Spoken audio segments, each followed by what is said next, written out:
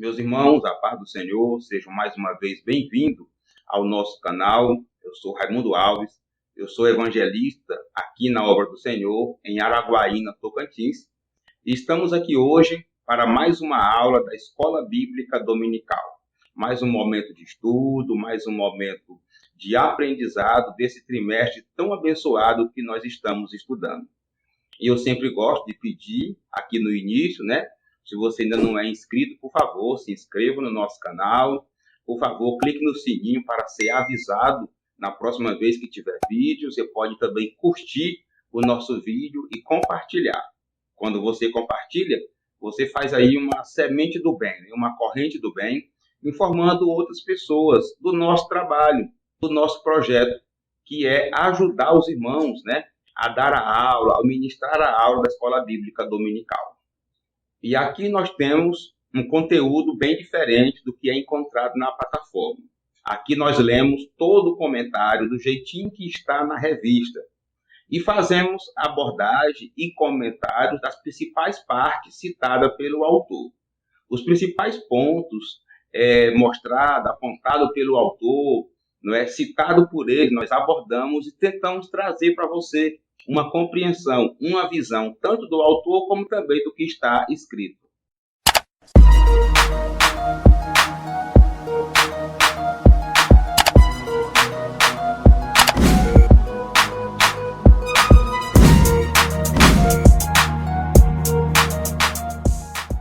Já estamos no segundo trimestre de 2023. É isso aí. E aqui, nesse trimestre, nós estamos estudando sobre a família cristã, sobre o relacionamento na família cristã, tirando lições aí de erros e acertos de situações da palavra de Deus, registrada aí na Bíblia Sagrada, a palavra de Deus. A intenção, claro, é aprender cada vez mais como ter uma família abençoada, adorando e servindo ao Senhor. E dando sequência ao nosso ciclo de estudo, hoje nós estudaremos a lição de número 4, que tem como tema ídolos na família. A ideia dessa lição é a gente estudar alguns problemas que podem ocorrer dentro da família que nos separa da presença e da comunhão com Deus. A leitura bíblica, o texto base da leitura bíblica está em Gênesis, no capítulo 37, onde mostra ali o caso de Raquel, que está fugindo juntamente com Jacó, e pegou uns ídolos ali do seu pai. E também em Juízes, onde mostra ali o episódio de um homem chamado Mica, que resolveu também construir ali algumas imagens de escultura para adoração e chegou até a consagrar o seu filho como sacerdote na sua casa, confirmando aí o pecado de idolatria. Os objetivos da aula de hoje é a gente estudar sobre o contexto em que Raquel furtou os ídolos do seu pai, e estudar também toda a história ali de Mica, que foi aquele homem que usou o dinheiro da sua mãe para poder construir uma imagem, para poder decorar ali um ídolo de casa, e depois consagrou seu filho, consagrou também um levita. É conhecer essa história e ver o que há de errado nela. E também, como terceiro lugar, terceiro objetivo da aula de hoje, é a gente estudar os possíveis ídolos nos nossos dias, dentro da casa dos crentes, e os problemas que isso pode causar na vida familiar. A motivação para a aula de hoje, ou seja, o que nos motiva, o que nos leva à importância de estudar e dar essa lição para a igreja, é o grande crescimento do pecado de idolatria no mundo, e a disseminação de alguns costumes pagãos no meio dos crentes, que fez com que esse pecado também chegasse nos lares dos crentes. Então, a idolatria está presente no mundo, mas esse uso de ídolos, ora por outra, também pode estar afetando um lar cristão.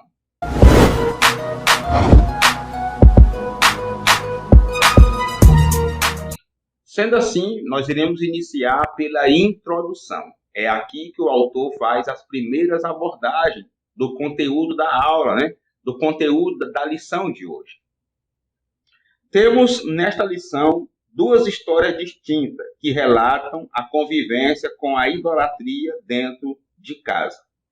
Então, na lição de hoje, nós teremos duas histórias para entender o assunto, tá? E é importante você saber, você conhecer, aprofundar os seus conhecimentos nessas histórias, tá? Porque serão duas para nos dar base para o terceiro tópico. Raquel, que sabia que seu marido servia ao Deus de seus pais e que ele era poderoso e não precisava de ídolos de sua imagem, sentindo-se injustiçada pelo seu pai, que não lhe deu nenhuma herança, resolveu furtar as pequenas estatuetas ou ídolos de seu pai. Então nós iremos estudar esse episódio triste na vida de Raquel, não é? Esposa de Jacó. Ela se sentiu prejudicada e resolveu furtar, não é, os ídolos, a imagem de escultura, né, que seu pai usava como culto para poder adorar. E nós iremos estudar essa história de hoje e extrair lições dela. E Mica, que unindo-se aos danitas, fabricou ídolos e construiu um santuário para eles em sua casa. Nós estudaremos também a história de Mica, né, este homem que resolveu construir, né, ele já não furtou, ele furtou foi o dinheiro dessa vez, né? Ele não furtou o objeto, ele furtou o dinheiro da sua mãe e aí decidiu construir, né, imagem ali, fabricar imagem para si e transformou a sua casa num santuário e o seu filho num sacerdote. Nós iremos estudar esse problema, né, e saber o porquê que Deus não gosta disso, né, porquê que Deus não aprovou a atitude dele. Nessa lição, veremos as consequências da idolatria dentro de uma casa. No final, no último tópico, nós iremos ver quais os ídolos que podem estar presentes na nossa casa cristã, no nosso viver cristão, e tirar daí lições também, né? Como a gente vai combater isso, o que nós podemos fazer para que isso não contamine a nossa família. Então, a aula de hoje é essa, estudar essas duas histórias e no terceiro tópico estudarmos o que isso pode trazer de prejuízo para a nossa vida cristã.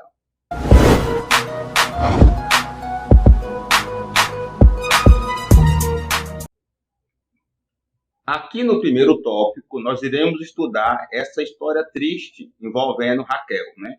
Sobre o furto, não é, dos ídolos do seu pai, que ela praticou quando estavam saindo das terras dele. A fuga de Jacó e sua família para a terra prometida.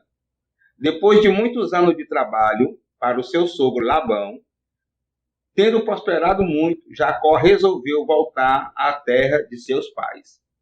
Então nós sabemos que Jacó havia fugido de casa por causa daquele problema com Esaú, né? E aí agora trabalhou para o seu sogro ali, para Labão, né? Trabalhou vários anos ali, agora ele entendeu que era hora de voltar para casa, né? Ele entendeu que já era o tempo de voltar à terra dos seus pais. Então ele organizou a sua casa, organizou ali a sua família e decidiu sair. Em função dos ressentimentos que existia entre ele e seu sogro Labão, e não vendo possibilidade de liberação, Jacó resolveu fugir sem falar nada a ninguém. Quando foi descoberta a sua fuga, Labão e seus filhos resolveram ir atrás dele para fazê-lo voltar. Labão, o sogro de Jacó, era um cara metido a esperto, né? Era um cara cheio de negócio atravessado. O que ele queria mesmo era lucrar, era ganhar dinheiro. E Jacó percebeu que ele não ia liberar ele não, porque ele queria aproveitar aquela mão de obra, né? Todas as mudanças que Jacó fazia ali na criação do gado, das ovelhas, no trabalho ali, Labão dava um jeito de querer tirar uma parte mais para ele. Então, Jacó decidiu sair fugindo, porque se fosse pedir mesmo de forma normal, Labão não ia deixar, né? Só que aí, quando Labão e seus filhos perceberam que Jacó havia fugido da sua terra, da sua fazenda, né, da sua região, eles decidiram ir atrás, né? Foram atrás para tentar saber e também para tentar convencer eles de voltar, né? Quem é que não quer uma mão de obra barata, não é? Então essa foi a intenção de Labão ao perceber que Jacó havia saído. Labão descobre o furto de seus ídolos domésticos. Labão era homem idólatra e possuía pequenos deuses no interior de sua casa. Eram, na verdade, terafins, fabricados de madeira, pedra ou barro, cujas imagens eram veneradas e adoradas como amuletos para a proteção familiar e pessoal. Os terafins eram um tipo de imagem pequena, imagem de escultura, né? Era usado, né, em formato de deuses daquela época, né, aquela escultura. E o foco, o propósito era a proteção pessoal. É mais ou menos igual aquelas pessoas que penduram alguns amuletos nos carros, por exemplo, né, pendura ali no vidro, para trazer proteção e livrar de acidente, né? A ideia era mais ou menos essa. Eles usavam os terafins para dizer que estava se protegendo a eles e também a sua casa. Quem os possuísse também tinha o direito à herança. Quando Raquel percebeu que seu pai não lhe daria herança alguma, ela furtou os ídolos dele. Ao chegar no acampamento de Jacó, Labão indagou-lhe a respeito dos seus ídolos e não os encontrou, porque Raquel os escondera. Então, Raquel se sentiu prejudicada, porque eles estavam saindo, fugindo, eles não iam pedir nada, né, ao pai dela, e mesmo assim sabia que se pedisse, o velho era ganancioso, ele não ia dar. Então ela resolveu pegar, né, as imagens dele, que trazia proteção, né, para eles, segundo a crença deles. Não que isso seria verdade, mas segundo a crença deles, trazia proteção. E quem sabe lá na frente ela poderia até vender e tirar um dinheiro que seria ali a parte da sua herança, né? O certo é que Labão percebeu esse furto e foi atrás. Só que chegando lá, ela mentiu. Ela escondeu esses ídolos. Raquel usa a mentira para esconder os ídolos. Raquel usou a justificativa de que estava no período menstrual para não se levantar de cima do camelo e, consequentemente, seu pai não encontrar os ídolos ali. Então ele foi fuçando, foi mexendo, foi brigando, agoniado, querendo, né, as imagens dele. Ele sabia que alguém tinha pego. E se era aquela galera que estava saindo ali, eram os primeiros suspeitos. E aí, quando ele chegou no camelo de Raquel, ela disse: "Ô, meu pai, até, olha só a cara limpa, né? Até que eu queria descer, até que eu queria ajudar o senhor, localizar, mas eu não posso, né? Estou naqueles dias das mulheres. Olha a mentira." Então, ela mentiu para o seu pai e ele não encontrou os ídolos, né? Ela fez uso da mentira para esconder um objeto que já ia levar ela a pecar contra Deus. Embora Labão acusasse Jacó de roubá-lo, foi sua filha Raquel que furtou seus ídolos e o enganou. Esse episódio gerou uma grande discussão entre Jacó e o seu sogro. Jacó nem sabia do furto, não sabia que ela havia pego aqueles objetos, né? Tido ali como uma espécie de amuleto. E olha só, a atitude de furto e de mentira de uma mulher trouxe aí muita dor de cabeça no relacionamento entre o genro e o sogro. Já vinha desgastado, né, devido à convivência deles lá na fazenda. Mas aqui o negócio piorou mais ainda. Primeiro porque Jacó já havia saído fugido. Aí agora uma acusação de furto. Então Jacó saiu, querendo voltar para a sua terra. Raquel furtou. Labão foi atrás, mas não localizou. Trouxe problema, trouxe transtorno para a filha, para o pai e para o genro.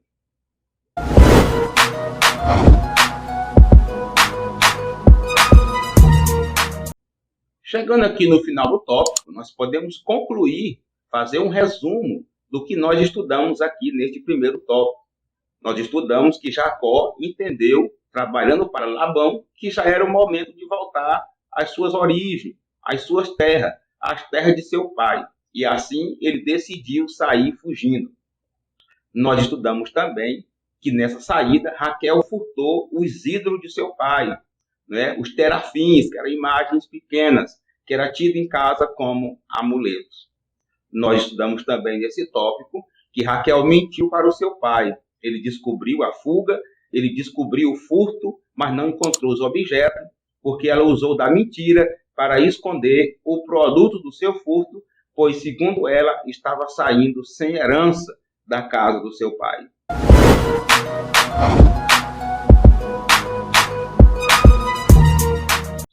A aplicação de um tópico no dia a dia da igreja, de quem está ali ouvindo, é de grande importância, porque vai ajudar os irmãos a entender melhor como que eles vão aplicar o que está sendo estudado ao seu viver cristão.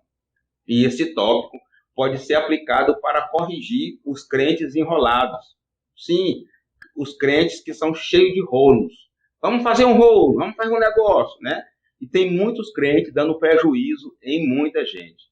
Comprando um objeto quebrado, vende aquele objeto rebentado, vende até para outro crente, dizendo que está bom, que está perfeito, e quando dá problema ele diz que não sabe de nada. Não é? Crentes enrolados, gananciosos, que vivem de trapaça, vivem de rolo, vivem enganando um e o outro, comprando fiado e não paga, dizendo que devolve e não devolve. Esse comentário, principalmente esse tópico, baseado na vida de Labão aí, e também de Jacó, nos alerta sobre isso. Corrigir também atitudes erradas de alguns crentes que, ao estarem sofrendo um problema, ao estarem sofrendo um prejuízo, toma atitude errada para tentar resolver aquele problema. Foi isso que Raquel fez. Estava saindo sem herança, resolveu furtar o seu pai. E assim muita gente vai nesse caminho. Tem crente que, para tentar resolver uma situação, ou até mesmo, né, que uma promessa de Deus se cumpra na sua vida, até cometer pecado ele comete. Tem obreiro que falsifica documento para ser consagrado. Não é? Tem pessoas que falsificam chave, falsifica assinatura, e crente dizendo que vai para o céu. Então, não é um bom caminho. E esse comentário, esse tópico, nos ajuda a confrontar essas atitudes. Confrontar também os crentes mentirosos. E tem. Nós temos, infelizmente, temos pessoas na igreja que ele mente de cara dura, mente mesmo, nega, para tentar tirar vantagem, para tentar ter um lucro, uma vantagem para si. Engana um, engana outro. Né? O que não dizer dos períodos eleitorais da convenção? Quantas mentiras que não saem entre os pastores, entre os candidatos. Assim como Raquel mentiu para o seu pai, tem muita gente na igreja mentindo um para o outro, achando que vai para o céu. Se você é um desses, arrependa-se. Volte para o primeiro amor, volte para uma vida cristã pura, sadia, em honra ao Senhor nosso Deus.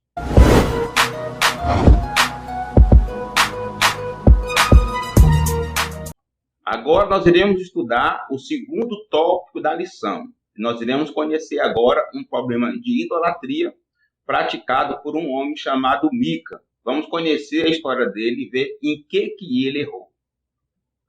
A idolatria e o caráter antiético de Mica. Havia em Israel, no tempo dos juízes, um abandono total aos mandamentos da lei de Moisés, em que o povo de Israel aderiu a um sincretismo religioso que implicava uma apostasia total. Então, no tempo dos juízes, houve uma apostasia total, ou seja, um afastamento da adoração a Deus. O autor diz aqui que aconteceu lá um sincretismo religioso. O que é isso? Mistura de religiões, misturas de culto diferente, mistura de adoração diferente. Era o que estava acontecendo. E por isso, Mica se sentiu tão seguro em errar e cometer os erros que nós iremos conhecer agora.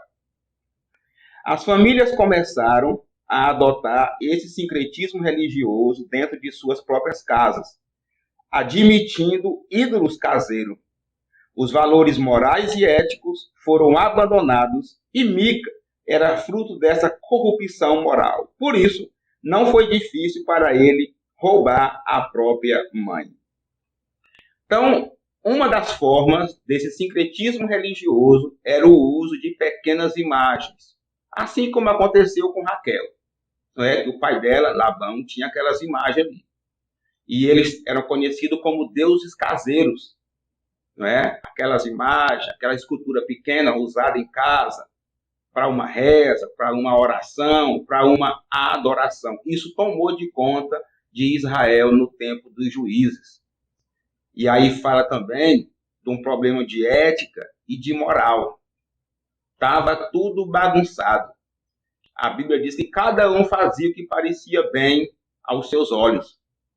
A bagunça espiritual, ética e moral estava geral. Né?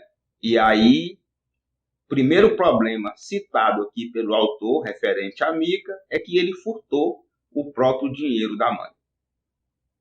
A abominação de Mica. Mica havia construído em sua casa um santuário para pequenos deuses, ou seja, terafins, e consagrou a um de seus filhos para que ele fosse por sacerdote. Então, Mica, né, mandou fabricar uma imagem para ele, transformou a sua casa numa igreja, transformou ali num santuário, num lugar de adoração, num lugar de veneração, num lugar de culto. E para não ficar só nessa, ainda consagrou o seu filho como sacerdote. E em Israel, todo mundo sabia que só poderia ser sacerdote da tribo de Levi, né? E só poderia ser sumo sacerdote da tribo de Levi, mas da família de Arão. Ele sabia disso, ele estava ciente disso, mas ele preferiu abrir uma própria igreja na sua casa. Adorando ao Deus de Israel? Não, adorando um ídolo. Mica havia roubado a própria mãe, sem que ela soubesse. Ele levou consigo 13 quilos de metal de prata. Visto que sua mãe não sabia que era o seu próprio filho quem o furtara, ela lançava maldições sobre o ladrão. Então, além de mandar construir uma imagem, olha só o caminho do pecado. Além de mandar construir uma imagem, transformar a sua casa em uma igreja, em um local de culto, em um local de adoração, além de consagrar, ele fez tudo isso com dinheiro furtado da mãe. Aí a mãe começou a lançar, né, umas palavras ali de maldição, quando alguém tinha furtado, aí ele pegou e revelou, né, o que tinha feito. Mica tinha uma casa de deuses. A família de Mica era de judeus, mas desviada da fidelidade a Deus, servia a falsos deuses. Mica e seus familiares afirmavam estar servindo também ao Deus de Israel. Entretanto, naquele período do juízo, cada um fazia o que lhe parecia certo. Então, o que ele fez aqui? Ele criou o altar na sua casa, criou-lhe um local de culto, adorava aquela imagem, mas dizia também que adorava o Deus de Israel. Na cabeça dele, ele não estava fazendo nada de errado, ele estava se auto-enganando. E aí, ele sabia, no fundo, que estava errado. Mas tentou fazer, né, transparecer ali, né, que estava tudo bem, que estava tudo certo. É por isso que o autor chama isso de sincretismo religioso. É quando há mistura de crenças e de adoração. Mica resolveu mandar fazer um éfode, que era utilizado somente pelo sumo sacerdote, e o entrega a seu filho para ser sacerdote na sua casa. Depois aparece um levita, que não tinha onde morar, e Mica o convida a viver em sua casa e tornar-se o sacerdote da família. O autor aqui traz mais 2 relatos de erros de Mica. Ele mandou fazer um éfode, que era uma indumentária, uma parte da vestimenta que só o sumo sacerdote usava. O sumo sacerdote era o chefe dos sacerdotes. Então ele pegou, né, aquela peça, olha só a audácia, né, e passou para o seu filho e o consagrou como sacerdote da sua casa. Fez muita coisa errada. Fez muita cagada nessas atitudes dele aí. Mas não ficou só por isso, não. Tempos depois, apareceu um andarilho lá, dizendo que era levita. Ele pegou esse levita, colocou dentro da sua casa para morar com ele e o consagrou também a sacerdote da família.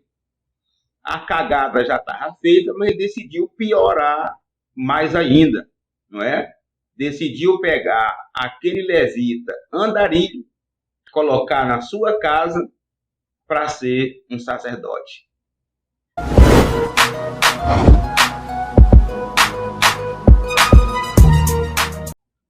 Concluindo aqui esse segundo tópico, nós vamos fazer um resumo, né, do que nós estudamos. Nós estudamos que no tempo dos juízes havia um grande problema moral, ético e espiritual, porque cada um fazia segundo o que lhe achava certo. E havia ali um sincretismo religioso, ou seja, uma mistura de religiões, de culto e de adoração. E nesse momento, nesse contexto dessa história, Mica, né, um cidadão de Efraim, decidiu furtar um dinheiro da sua mãe. Furtou o dinheiro da sua mãe para que fosse fabricado ali, né, uma imagem, né, um Deus, para que pudesse ser adorado. E estudamos também que esse mesmo Mica consagrou o seu filho, não é? Mandou fazer um éfode, consagrou seu filho a sacerdote e consagrou também um levita estrangeiro, um estranho, colocou na sua casa como sacerdote da sua família, cometendo assim, mais uma vez, o pecado de idolatria.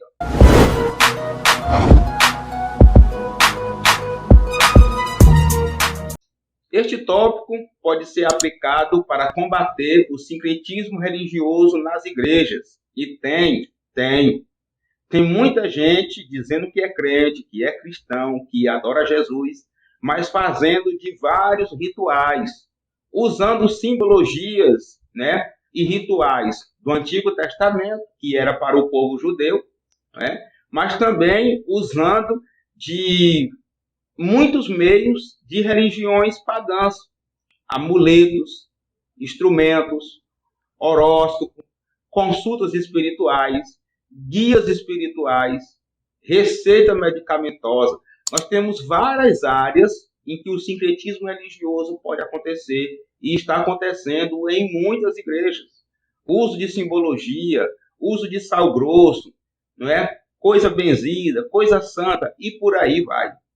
Corrigir também crentes sem caráter. Sim, crentes, né, ou pelo menos que se dizem crente, que hora por outra pega no alheio, compra fiado e não paga, pega emprestado e não devolve, diz que vai pagar depois e não paga, não devolve troco errado, né? É uma pessoa sem caráter, assim como estavam aqueles, inclusive Mica, vivendo naquele tempo dos juízes. Pessoas até crentes, que acham um telefone na rua e ao invés de procurar descobrir quem é, tira o chip e passa a usar como se fosse seu. Alertar também aos lares corrompidos. A nossa casa é a primeira igreja. A nossa casa não pode ser um local de idolatria. A nossa casa não pode ser um trono, não pode ter um trono para outro Deus, tem que ser ao Deus Todo-Poderoso.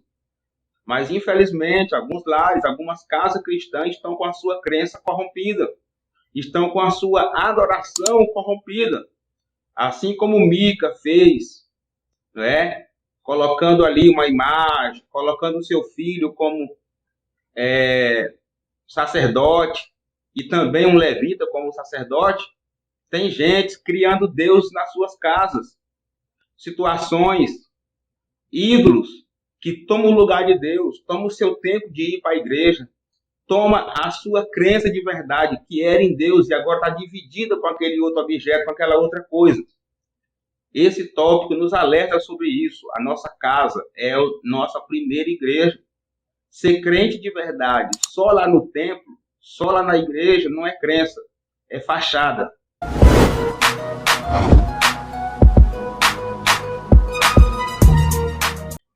Aqui no terceiro tópico, nós iremos estudar, junto com o autor aí, algumas abordagens que ele fez sobre o que são esses ídolos, o que podem ser, né?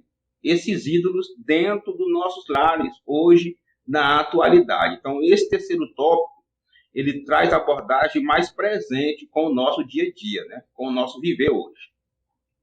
Os ídolos domésticos nos tempos atuais. O apóstolo João enfrentou em seu ministério um problema com ídolos caseiros de famílias cristãs. Por isso, aconselhou: filhinho, guardai-vos dos ídolos. Então, esse problema do uso de ídolos, o autor fala aqui que na igreja primitiva também tinha. Tá? João alertou, né? O apóstolo João informou e fez esse pedido: guardai-vos dos ídolos. Né? E o ídolo aqui não é só aquela questão da imagem em si, né? Aquilo que tira, né, a primazia de Deus, a preferência por Deus. Os ídolos são temporários e representam aquilo que é falso e vazio. Qualquer coisa que pode se tornar um ídolo, qualquer coisa pode se tornar um ídolo dentro de casa. Um emprego, um carro, um dinheiro, um filho, um pai, uma mãe ou até um estilo de vida. Então, um ídolo é um engano. Traz uma sensação de confiança enganosa. E a pessoa está enganada. Às vezes, está tendo aquele objeto como ídolo e nem está percebendo. O autor trouxe aqui, no nosso raciocínio familiar, que pode ser o emprego, pode ser o esposo, pode ser a mãe, pode ser o pai, pode ser o filho, pode ser um carro, né? Tem gente que, olha, tem objeto na casa dele que olha lá para ele tratar Deus, a crença dele, a religiosidade dele, como ele trata aquele objeto. Isso é idolatria. Mas o autor traz aqui também um exemplo aqui do estilo de vida. E realmente tem muita gente mudando a sua crença em Deus em prol do estilo de vida. Temos que ter qualidade de vida? Sim. Temos que cuidar do nosso corpo? Sim, mas isso não pode atrapalhar a nossa crença. Não pode substituir a nossa crença em Deus, porque é problema na certa. Como identificar idolatria dentro e fora de casa? Tudo aquilo que requer lealdade e honra acima de Deus se constitui idolatria. Por isso, é um perigo endeusar pessoas, colocando-as na posição ou acima de Deus. Então, tudo que requer atenção, zelo, cuidado, mais do que você faz para Deus e para a sua obra, é idolatria. Então, aquilo que está dentro da tua casa, que está te atrapalhando congregar, pode ser um ídolo, pode ser um pecado de idolatria. Aquilo que você tem hoje na sua vida, o seu viver hoje, que te tirou da presença de Deus, que te tirou da igreja, pode ser um pecado de idolatria. Requer uma fidelidade, requer uma atenção. Eita, mensagem forte, hein? Será que nós não estamos sendo um idólatra? Tem gente que idolatra até a própria Bíblia, que ninguém pode usar. É tanto ciúme que ninguém pode usar. Mas o autor traz aí também uma abordagem interessante sobre endeusar pessoas. E isso acontece demais. É muita bajulação no meio ministerial que já foge o respeito comum. Meu reverendo, meu mestre, meu professor, meu presidente, meu apóstolo. Irmão, tem muita gente idolatrando homens. E o autor fala aqui, que é pecado. Pecado de idolatria. Não é? Tem homens tão vaidosos que se deixam ser venerados. Pregadores, cantores, pastores, presidentes de convenções, temos que ter muito cuidado para não cair nesse pecado da idolatria. Identificando os ídolos modernos dentro dos lares. A cultura da mídia entrou em nossas casas e, queiramos ou não, convivemos com ela no dia a dia. A mídia, por si mesma, é neutra, pois é o meio pelo qual serve à sociedade como canal de comunicação, através do rádio, da televisão e da internet. Então, o primeiro detalhe sobre idolatria, né, do nosso viver hoje, sobre ídolos, o autor fala sobre a cultura da mídia. O que é a cultura da mídia? É você viver ligado com os meios tecnológicos. E quase todo mundo hoje está ligado. Quase todo mundo hoje tem um telefone que pega a internet, acompanha as notícias ali ao vivo, né, por vários meios que a internet nos proporciona. Aí o autor fala que a mídia, por si só, não é pecado, não é erro, ela é neutra. A mídia é o equipamento, né? Como eu estou usando um telefone para ler a nossa aula, a nossa lição, né? E aí é apenas um objeto. Eu é que tenho que ter o cuidado de como que eu vou usar a internet, o computador e a televisão. Ela é um modo de comunicação que deve ser usado com sabedoria e não podemos ser manipulados por ela, que faz parte de um mundo tecnológico e intelectual. O que não podemos é fazer o uso acrítico desses instrumentos. Então, sobre o uso da informação por meio da mídia, não é, requer alguns cuidados. Por quê? Toda informação que é passada, alguém organizou os fatos para chegar naquela informação. E depois que ele organizou os fatos, aquela pessoa ou a diretoria ali decide um caminho de como aquela informação vai ser passada. Então, às vezes, na mídia, não é, tem verdade que é passado como falso e tem falsidade que é passado como verdade. E tem muita gente sendo manipulada, tratando a mídia como se fosse um Deus. Ah, saiu na internet, é verdade. Saiu no jornal fulano de tal, então é verdade. Não, moço, não vai por aí não. Tem muita coisa para manipular as pessoas na mídia. E o autor fala aí que nós temos que ter um olhar, um uso da mídia crítico, ou seja, desconfiado. Será que essa informação é verdade? Qual é o viés de crença e pensamento de quem produziu essa informação? Essa informação é verdade, mas ela está sendo passada da forma correta que tinha que ser passada? Tudo isso tem que ser analisado para que a mídia não seja um problema de idolatria no nosso viver cristão. Precisamos levar em conta o cuidado quanto ao perigo da concupiscência da carne, dos olhos e da soberba da vida. Geralmente os pecados que cometemos estão ligados aqui, né? Concupiscência da carne, concupiscência dos olhos e soberba da vida. E tudo isso está relacionado com a mídia. Quantas pessoas não se tornaram escravos das redes sociais? Soberba da vida, querendo, né, ter sucesso. Concupiscência dos olhos, a pornografia, por exemplo. Quantas pessoas não estão escravizadas da pornografia? Então, são problemas do nosso viver hoje que pode ser encaixado nessa situação da idolatria. Gente que não consegue mais, por exemplo, ter comunhão, congregar numa igreja, porque assiste na internet, só fica na internet, não tem mais comunhão com as pessoas e cada vez mais vivem isolados.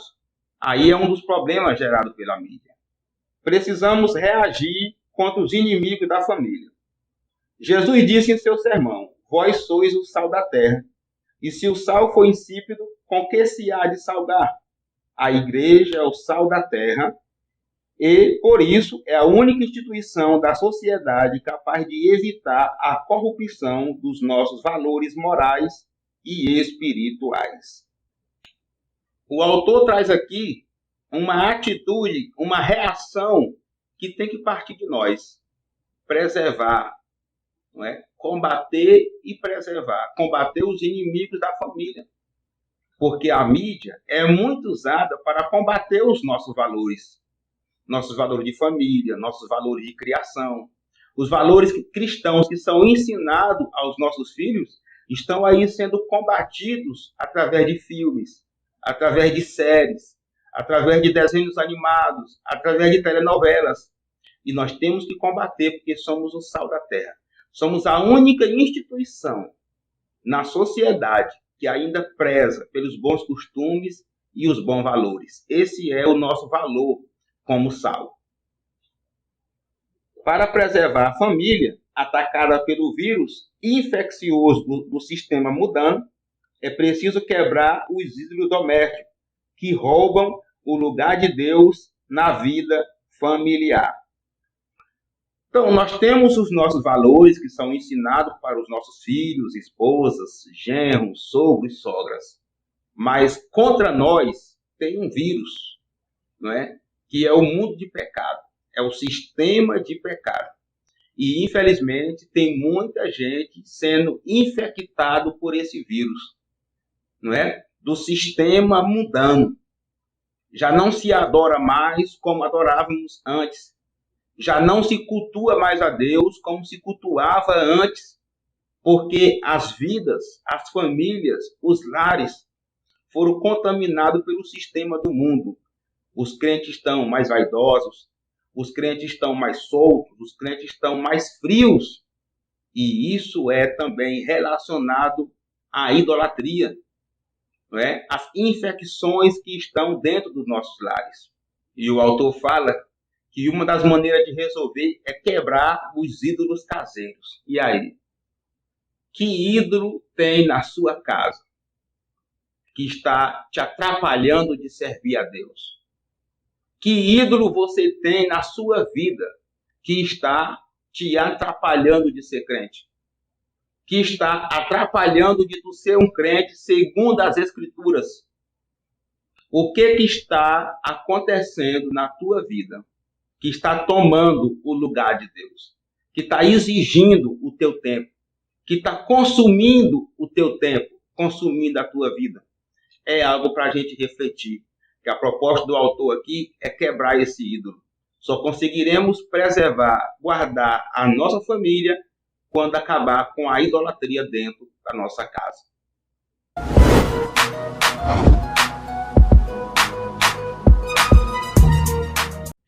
Nós estudamos nesse tópico que nos nossos dias também tem os ídolos domésticos. Pode ser um carro, pode ser um emprego, pode ser o dinheiro, pode ser a pessoa, até um pastor que seja venerado. Existem esses ídolos hoje que muita gente se agarra. E isso não deixa de ser um pecado de idolatria. Nós vimos também sobre a cultura da mídia, que tem destruído, se infiltrado em muitos lares e destruído crença de muitos irmãos, de muitas casas. E nós aprendemos aqui que nós temos que fazer uso da mídia desconfiado, com senso crítico e em alerta para não sermos enganados. E aprendemos também que nós precisamos reagir, precisamos ter uma reação dura, quebrando os ídolos caseiros, para combater assim esse sistema corrompido que tem se infiltrado e estragado, bagunçado a crença de muitos lares, de muitas famílias.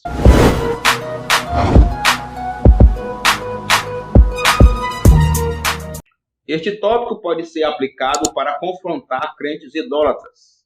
E tem. Infelizmente, tem. Crentes que se apegam a uma determinada coisa, a um determinado objeto, e a sua crença muda. Depois que ele passou a ter aquele objeto, a gente não vê ele mais na igreja. Não é mais a mesma coisa. Isso é idolatria. Crentes que idolatram cantores, crentes que idolatram pregadores, crentes que idolatram pastores, bispos, reverendos, apóstolos, não é? Presidente de convenção, é uma bajulação, é uma puxação de saco, é uma adoração, é uma veneração. Tem muito mesmo. Tem gente que escolhe até dirigente de culto. Se for fulano que estiver dirigindo, ele não vai ao culto. Isso aí é idolatria, viu? E provavelmente vai levar um monte de gente aí para o inferno. Confrontar também os escravos da mídia. E tem muita gente, tanto crente como não crente, que se tornaram escravos da mídia. E vive aí com a cabeça bagunçada, com informação e desinformação. Porque a mídia, ela pode ser tendenciosa, pode, dependendo de quem está atrás produzindo a notícia, produzindo a informação. E tem muita gente, até crente, infelizmente, tratando a mídia quase como se fosse um Deus, questionando até a Bíblia Sagrada, questionando até a palavra de Deus, porque saiu no jornal fulano de tal, saiu no canal fulano de tal. Quantas pessoas não abandonaram a igreja e vivem hoje se alimentando de pregação da internet? Na internet tem muitos pregadores bons, mas também tem muita malandragem na internet. Malandragem religiosa na área da pregação, tanta profetada. E, infelizmente, tem pessoas que se tornaram escravas. E esse tópico ajuda a confrontar essa cultura da mídia. E também alertar os crentes sonsos, os crentes lerdos, dorminhocos, que não conseguem perceber o mal que está entrando na sua casa por um filme, por uma série que seus filhos estão assistindo, por uma informação de um canal que está trazendo confronto, bagunça para a sua família. E o pai e a mãe dormindo, sonso. Os filhos, não é, sendo contaminados pelas redes sociais, contaminados pelas informações falsas, preparando até mortes, confronto em escola, não é? Quantas barbaridades não tem acontecido? E as pessoas sonsas, achando que o filho é santo, colocam um telefone na mão do filho e acha que ele vai continuar sendo crente do mesmo jeito se você não acompanhar. Acompanhe o que o seu filho vê, acompanhe o que o seu filho faz na internet, o que ele recebe na internet. Isso pode custar a vida cristã do seu filho e da sua filha. Pare de ser sonso, fique alerta, porque estamos em batalha espiritual.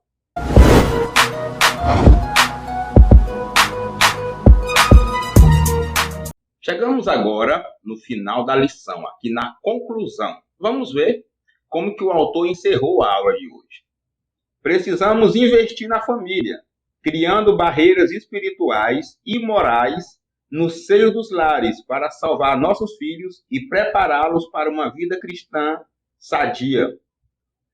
Aqui na conclusão, o autor inicia trazendo um papel que é nosso: criar barreiras morais, éticas e espirituais para proteger a nossa casa. O que é criar essa barreira?